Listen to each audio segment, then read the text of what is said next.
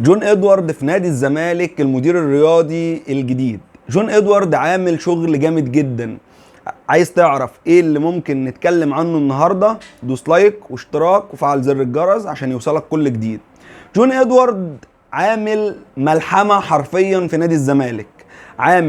جاب مدير فني اجنبي مشى لجنه التخطيط، ولكن جاب مدير كوره، المدير الكوره السابق لنادي انبي.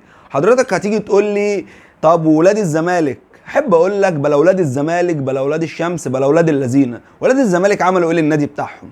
بقالهم ازيد من 20 سنه النادي ما خدش بطوله افريقيا، 23 سنه. ولاد الزمالك مصدرين على طول نغمه المؤامره، مصدرين المشاكل، مصدرين المديونيه. هتيجي تقول لي طب هم ذنبهم ايه؟ ما هي دي على المجلس الاداره السابق. طب ما مجلس الاداره السابق قال لك انا مجلس الاداره اللي قبلي سايب لي مديونيه، وهكذا.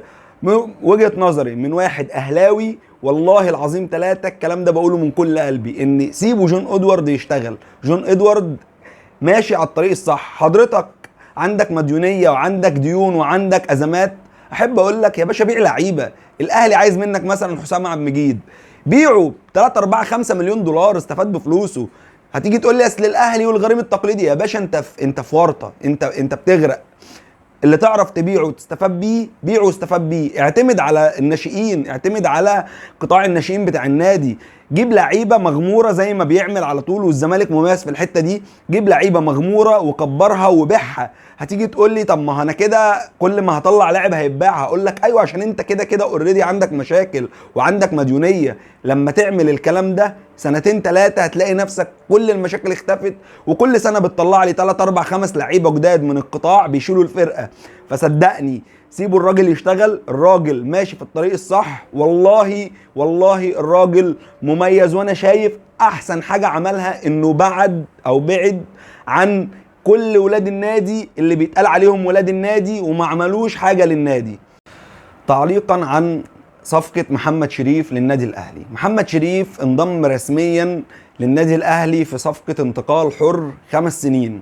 طيب الأول خلينا نقول اعمل لايك، اعمل اشتراك، قدرني يا جدع، مش كده والله. محمد شريف مضى امبارح للنادي الأهلي 5 سنين في صفقة انتقال حر. أنا كوجهة نظري لو أنا قدامي محمد شريف فري وقدامي أسامة فيصل ب 80 مليون، لا انا اخد محمد شريف فري. ليه؟ مش هيكلفني جنيه، هياخد الراتب بتاعه خلاص. وتعالى هقول لك حاجه تاني، ان محمد شريف اوريدي لعب في الفرقه وعارف نظام النادي وعارف كل تفاصيل النادي، وكان يعني من اسباب رحيله ان هو ما بيشاركش كتير لان كان فتره مش احسن حاجه ليه.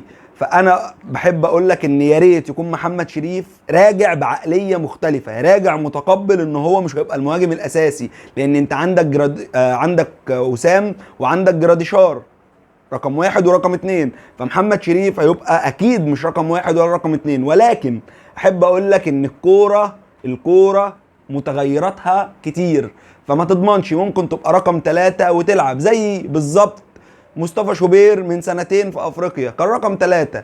هوب الشناوي مصاب، هوب علي لطفي خرج، هوب هو بيلعب اساسي في افريقيا، وكان اول مره يشارك مع الاهلي، كان تقريبا شارك في دقائق معدوده.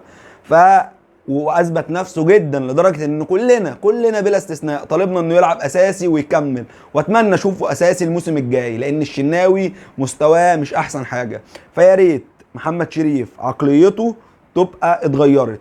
وانا واثق جدا في المدرب البرايفت اللي هو بيتدرب معاه احمد جمال يا جماعه مدرب جامد قوي، وانا بثق في كلامه. هو قال ان محمد شريف راجع بعقليه تانية وراجع بمستوى تاني. احمد جمال ايه اللي يخلينا نصدقه؟ ايه اللي يخلينا نثق في كلامه؟ دلايل سابقه. ايه هي الدلايل؟ ان هو كان بيدرب مصطفى محمد، وكلنا شفنا مصطفى محمد، وكلنا نتمنى مصطفى محمد يبقى موجود في الاهلي. فاحمد جمال مدرب مجتهد ومحترم ونثق في كلامه، وان شاء الله محمد شريف يكسر الدنيا. احمد عفيفي طلع واتكلم قبل ماتش الهلال والسيتي ان هو احسن حاجه للمشجع الهلالي او المشجع السعودي ان هو يعمل حاجه واحده، يخش ينام ويكبر دماغه ويصحى الصبح كأن مفيش حاجه حصلت، اشاره منه على ان السيتي هيكتسح الهلال. فطبعا اخواتنا في السعوديه واخواتنا مشجعين الهلال بعد الماتش مسكوه تريقه، مهاجمه كبيره جدا ومهاجمه شرسه لاحمد عفيفي. بس اللهم لا شماتة، والله عمري ما شمت في حد ولا عمري هشمت في حد ان هو بيتأذي في شغله او يحصل له اي مشكله. ولكن هو طلع وبرر ده وقال لك ايه؟ قال لك يا جماعه الموضوع كان هزار وما تتدخلوش في نواياي، وانا عمري ما اتريق على المشروع السعودي، ولا عمري هتريق على اخواتنا في السعوديه، ولا عمري هقلل منهم لان لحم كتافي من خيرهم ونزل اعتذار ليهم ومسح الفيديو بتاعه. ولكن هو قال لك ان هم اتدخلوا في نواياه. طيب يا استاذ احمد تعال اقول لك كده، حضرتك كنت بتتدخل في نوايا اتحاد الكوره لما كان ماتش بيتاجل للاهلي، كنت حضرتك بتقول ايه؟ كنت حضرتك بتقول ان هم مأجلينه علشان الاهلي يستعيد اللعيبه المصابه عنده عشان يعرف ياخد الدوري. كنت بتقول على كل ماتش بيتأجل عشان انا عندي كاس عالم او عشان عندي نهائي افريقيا او عشان عندي نص نهائي افريقيا، كنت بتقول ان هم مأجلين الماتش عشان يجاملوا الاهلي، وكنت بتتدخل في نوايا اتحاد الكوره. طب ليه حضرتك بتتدخل في نوايا الناس ومش عايز الناس تتدخل في نواياك؟ احب اقول لك ان كما تدين تدان، واحب اقول لك ان من الاخر العمده بيقدم محتوى فاخر.